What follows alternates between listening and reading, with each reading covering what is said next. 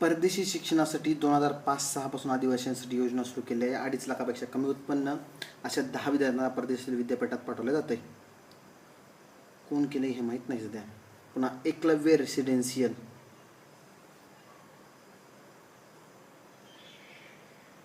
2001 पासून सुरुवात केली केंद्र सरकारनं. पब्लिक स्कूल एकलव्य रेसिडेन्शियल या रेसिडेन्शियल स्कूलमध्ये CBSE पॅटर्ननुसार 6वी ते 12वी शिक्षण असते. सध्या महाराष्ट्रात 4 ठिकाणी येते स्कूल. कुठे आहेत? कांबाळगाव तालुका पालघर जिल्हा ठाणे, पेठरोड नाशिक, चिखलदरा अमरावती, खिरीपसोडा तालुका रामटेक जिल्हा नागपूर. खिरीपसोडा. बक्षीस योजना 8वी वगैरे मंडळातून पहिल्या 2003-04 पासून प्रथम आल्या प्राथमिक उच्च माध्यमिक शाळांत परीक्षेला 3 मुली व 3 मुली याप्रमाणे 48 विद्यार्थ्यांना पुढील प्रमाण बक्षीस देण्यात येते.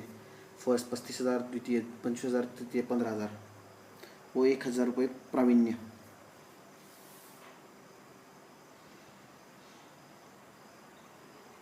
अपंग शिष्यवृत्ती 8वी ते 12वीच्या विद्यार्थ्यांना ST मधल्या 2003-04 पासून स्पेसिफिक 8वी ते 12वी ST अपंग दरमहा 500 रुपये व 100 रुपये वाहतूक भत्ता.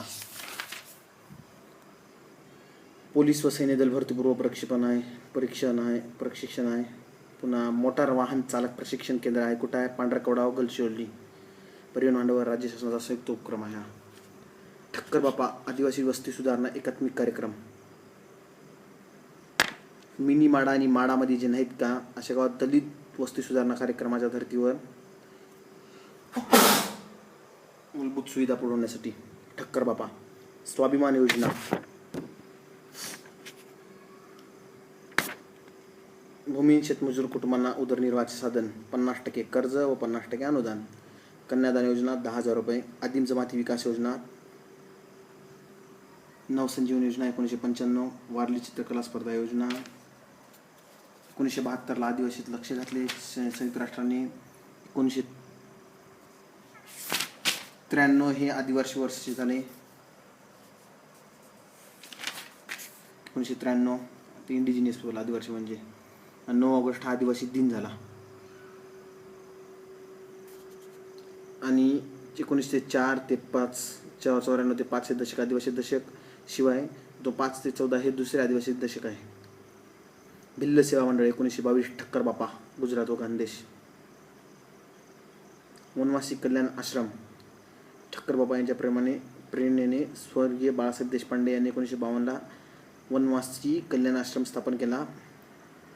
1978 पासून वनवासी कल्याण आश्रमाच्या कार्याचा प्रारंभ झाला महाराष्ट्रात. हिंदी भेंचोद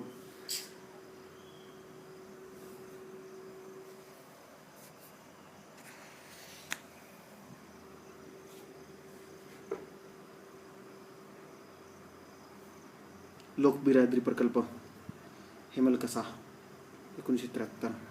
सर्च 1985. अमय बंगड राणी ग्राममंगल अनुताई वाघ ताराबाई मोडक. ग्राममंगल ही संस्था पण स्थापन केली. आणि कोसबाडच्या टेकडीवर अंगणवाडी शिशुहार विकास आघाडी प्रकल्प.